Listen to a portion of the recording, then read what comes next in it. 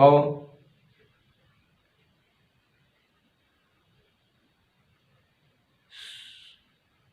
महान राष्ट्रभक्त, महान शिक्षा शास्त्री,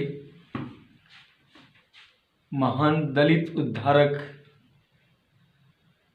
नारी उद्धारक, ऐसे स्वामी श्रद्धानंद जी, जो कि महर्षि स्वामी दयानंद सरस्वती जी के उत्तराधिकारी थे, शिष्य थे, उनके विषय में समझने समझाने का प्रयास कर रहे थे।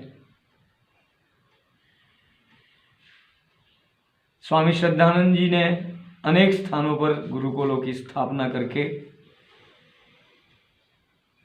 मैकॉले की आधुनिक शिक्षा पद्धति को एक बड़ी चुनौती दे दी थी। इसलिए अंग्रेज सरकार की ओर से प्रयास ऐसे थे कि गुरुकुल को किसी भी प्रकार से अधीन किया जाए। तो इस संदर्भ में अनेक बड़े बड़े अधिकारी भी आते रहते थे, प्रस्ताव आते रहते थे। इसी श्रृंखला में सन 1916 में हम देखते हैं कि वहाँ पर गुरुकुल में वाइसरॉय लॉर्ड चैम्सफोर्ड भी पधारे और उन्होंने गुरुकुल का निरीक्षण परीक्षण किया। और साथ में ये भी बात पहुंचाई गई कि गुरुकुल को मान्यता ले ली जाए, गुरुकुल हेतु सरकारी मान्यता ले ली जाए, सरकारी ग्रांट ली जाए।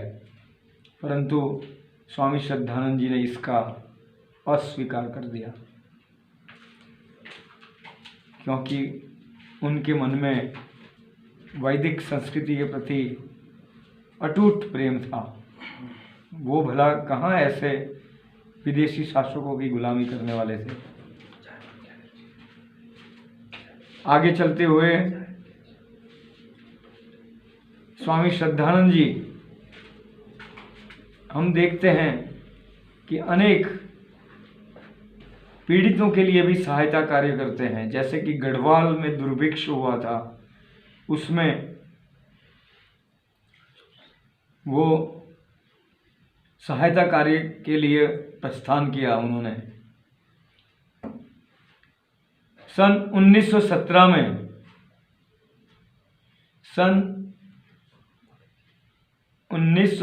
में उन्होंने कनखल में संन्यास दीक्षा ली। संन्यास दीक्षा से पहले उनका नाम था महात्मा मुंशीराम। तो उन्होंने जब संन्यास दीक्षा ली तो अपना नाम रखा श्रद्धानंद। यानी कि एक व्यक्ति जो महान नास्तिक था, अब वो ईश्वर विश्वासी, वेद विश्वासी बन गया और अपना नाम भी जो है वो श्रद्धानंद रखता है। श्रद्धामय जीवन का वो पथिक बन गया। सन 1919 में हम देखते हैं कि आपने अनेक सार्वजनिक सभाओं को संबोधन किया। उस समय वो दिल्ली के बेताज बादशाह थे, सर्वमान्य नेता थे, हिंदुओं के, मुस्लिमों के, सभी के, सिखों के, सभी के सर्वमान्य नेता थे। 30 मार्च को रॉलेट एक्ट के विरोध में एक बड़ा जुलूस निकला। उसका नेतृत्व किया चांदनी चौक और घंटाघर जहाँ है वहाँ पर किसी कारण से तनाव हो गया। गोरखा सैनिकों ने अपनी पोजीशन संभाल ली और बड़ा नरसंहार हो सकता था यदि स्वामी श्रद्धानंद जी सूझबूझ से काम न लेते। गोरखा सैनिक जब आगे बढ़े तो उन्होंने अपना वक्ष स्थल से चादर हटा दी और कहा कि निर्दोषों के ऊपर गोली क्यों चलाने के लिए तैयार हुए हैं, हिम्मत है तो चलाओ गोली। ऐसे सीना खुला कर दिया और गोरखों की संगीनों का सामना किया। तो वातावरण इतना तंग हो गया कि अब कुछ भी हो सकता है। इतने में कोई गोरा अधिकारी आया घुड़सवार, और उसने गोरखा सैनिकों को पीछे हटने का आदेश दिया और वो महान विपत्ति टल गई। इसी श्रृंखला में 4 अप्रैल को हम देखते हैं ऐतिहासिक दिन, जिस दिन स्वामी श्रद्धानंद जी को जामा मस्जिद के अग्रणी लोग आग्रहपूर्वक निमंत्रण देकर के कि स्वामी जी अभी आपने बलिदानी लोगों के लिए जो श्रद्धांजलि दी है, तो अब जो है जामा मस्जिद में भी आप आइए और हमें संबोधित कीजिए। जामा मस्जिद के मिंबर पर वेद मंत्रों से प्रार्थना उच्चारण करके उन्होंने एक महान संदेश दिया। न उससे पहले कभी ऐसा हुआ था किसी सन्यासी को, किसी धर्माचार्य को जामा मस्जिद में निमंत्रित किया गया हो, न उसके बाद भी आज तक हुआ है। ये एक ऐतिहासिक पल था जब उन्होंने वहाँ पर वेद मंत्रों के आधार पर जनता को संबोधित किया। ऐसे ही आगे चलते हुए उसी वर्ष वैसाखी के दिन अमृतसर के जलियांवाला बाग में एक नरसंहार हुआ। जनरल डायर ने वहाँ पर जो सभा में जो भीड़ थी, निर्दोष लोग थे, उनके ऊपर मशीन गनों से गोलियां चलवाई और जब तक गोलियां समाप्त नहीं हुई तब तक वहाँ पर लोग मरते रहे। कईयों ने कुओं में छलांग लगाई, कईयों ने दीवारों फांद करके जाने का प्रयास किया, परंतु वहाँ बताते हैं सैकड़ों लोग मारे गए, घायल हुए। ऐसे समय में वातावरण बड़ा क्षुब्ध हो गया और लोगों में दहशत फैल गई। उसी वर्ष दिसंबर मास में कांग्रेस का अधिवेशन अमृतसर में होने वाला था। अब सब लोग पीछे हटने लगे।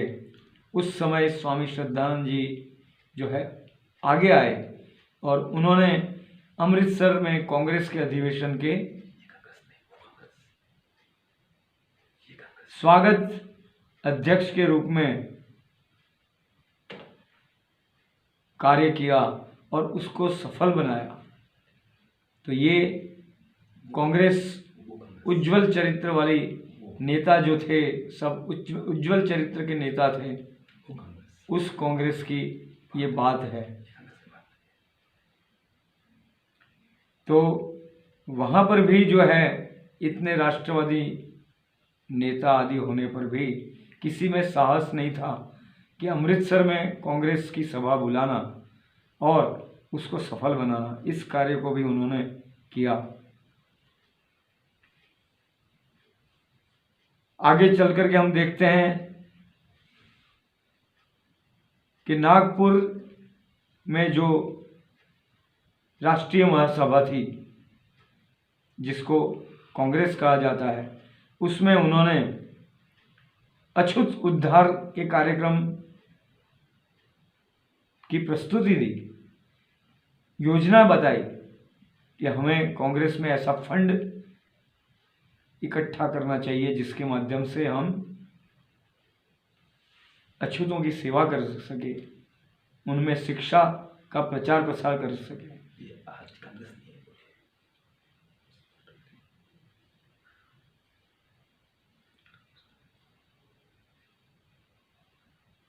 आगे चल करके हम देखते हैं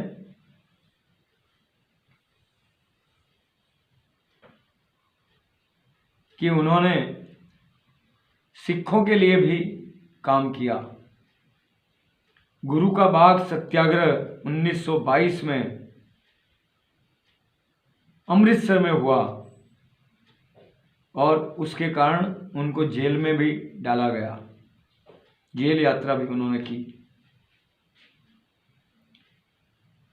1923 में आपने भारतीय हिंदू शुद्धि सभा की स्थापना की और बड़ा कार्यक्रम चलाया कि जो लोग हिंदू धर्म से अलग हो गए थे अथवा तो कुछ रिवाज हिंदू धर्म के पालन कर रहे थे, कुछ रिवाज अन्यों के पालन करते थे, उनको पुनः हिंदू धर्म में वापस लाने का काम, शुद्धि का काम उन्होंने बड़े पैमाने पर करना शुरू किया।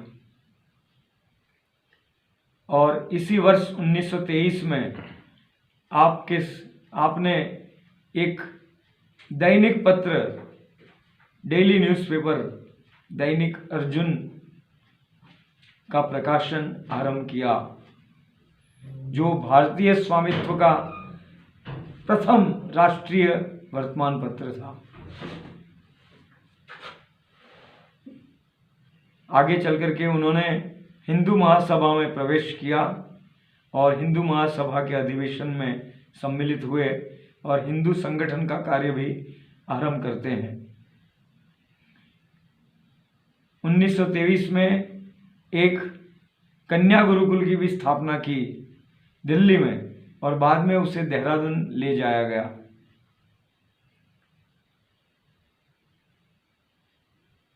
सन 1924 में आपने गुजरात में गुरुकुल सूपा की स्थापना की। आज भी वो दर्शनीय स्थान है, वहाँ पर सैकड़ों विद्यार्थी गुरुकुलीय वातावरण में आधुनिक शिक्षा को प्राप्त कर रहे हैं। आपने अपने इस धर्म प्रचार के कार्य के लिए दक्षिण की ओर प्रस्थान किया और 1924 में मद्रास में, पूना में, कालीकट में एक सत्याग्रह किया, दलित लोगों को सहयोग दिया। सार्वजनिक सड़कों पर उनका आवागमन रोका जाता था दलित लोगों का, उसके विरोध में वाइकोम सत्याग्रह किया। और ऐसे सत्याग्रह और दलितों के प्रति जो सद्भावना थी, दलितों के प्रति जो निष्ठा थी, उसके कारण डॉक्टर बाबा साहेब आम्बेडकर ने उन्होंने दलितों का चैंपियन कहा, दलित हितों का चैंपियन कहा गया, उन्होंने हितैषी इस प्रकार से उन्होंने अनुभव किया और स्वीकार किया। सन 1925 में आपके नेतृत्व में मथुरा में श्रीमद् दयानंद जन्म शताब्दी का भव्य आयोजन किया गया। स्वामी दयानंद सरस्वती जी का 1824 में जन्म हुआ था, तो उस घटना के उसकी शताब्दी मनाने के लिए मथुरा में ये कार्यक्रम आयोजित किया गया। और आगे चलते हुए दक्षिण भारत की ओर यात्रा करते हैं। वापसी में वो गुजरात में भी आते हैं, टंकारा में या अन्य स्थानों पर क्षत्रियों की महासभा को भी संबोधित करते हैं और उनको गुरुकुल स्थापना करने के लिए प्रेरित करते हैं। उसके फलस्वरूप एक और गुरुकुल सोनगढ़ भी गुजरात में स्थापित हुआ। आगे चल करके सन 1926 में हम देखते हैं कि आप हिंदू महासभा की कॉन्फ्रेंस में सम्मिलित होते हैं और मार्च मास में लाहौर से एक असगरी बेगम नाम की एक मौलाना की पुत्री जो है उनकी शरण में आती है। उस असगरी बेगम ने स्वामी श्रद्धानंद जी को धर्म पिता के रूप में स्वीकार किया है। वो अपने बच्चों सहित आई थी और उसने कहा कि मुझे हिंदू धर्म को स्वीकार करना है, वैदिक धर्म को स्वीकार करना है। तो स्वामी श्रद्धानंद जी ने उनके लिए यथायोग्य महिला आश्रम में व्यवस्था करा दी और उनकी शुद्धि करके उनका नाम शांति देवी रखा गया। उनके पीछे पीछे उनके पिता और पति दिल्ली में आए और उन्होंने पुलिस में शिकायत दी और कोर्ट केस चला। कोर्ट केस में शांति देवी ने कहा कि मैं स्वामी श्रद्धानंद जी को अपना पिता मानती हूँ, धर्म पिता मानती हूँ, मैं इनके साथ ही रहना चाहती हूँ और मेरे पति अथवा तो पिता के पास जाना नहीं चाहती हूँ। तो शांति देवी इस प्रकार से स्वामी श्रद्धानंद जी के शरण में आई। मुस्लिम लोग इस घटना से भड़क गए और उन्होंने इसका प्रतिकार करने के लिए षड्यंत्र रचा और हम देखते हैं कि 23 दिसंबर को जब स्वामी श्रद्धानंद जी रुग्ण अवस्था में थे तो एक अब्दुल रशीद नाम का युवक आकर के मिलने के लिए हठ करने लगा कि मुझे स्वामी जी से मिलना है, कुछ प्रश्न पूछना है और मैं हिंदू बनना चाहता हूँ लेकिन मेरे कुछ प्रश्न हैं। सेवक ने उनको रोका लेकिन बात बढ़ती गई और कोलाहल होने लगा। स्वामी श्रद्धानंद जी ने बुला लिया कि भाई कौन है, आने दीजिए। उस युवक ने कहा कि स्वामी जी मैं जो है हिंदू बनना चाहता हूँ परंतु मेरे कुछ प्रश्न हैं। स्वामी जी ने प्रत्युत्तर दिया कि अभी तो मैं रुग्ण हूँ, मैं ठीक हो जाऊँगा, आपके प्रश्नों का मैं जरूर उत्तर दूंगा। इतने में उस युवक ने कहा कि मुझे प्यास लगी है, कुछ पानी मिल जाएगा। तो सेवक जो है पानी लेने के लिए अन्यत्र गया। उसी समय उस युवक ने, अब्दुल रशीद ने, धर्मांध जो युवक था, उसने पिस्तौल निकाल करके गोलियां मार दी और स्वामी श्रद्धानंद जी का वहाँ पर बलिदान हो गया। तो इस प्रकार से एक वीर उचित मृत्यु को उन्होंने प्राप्त किया। उनका जीवन भी महान था और उनकी मृत्यु भी महान थी।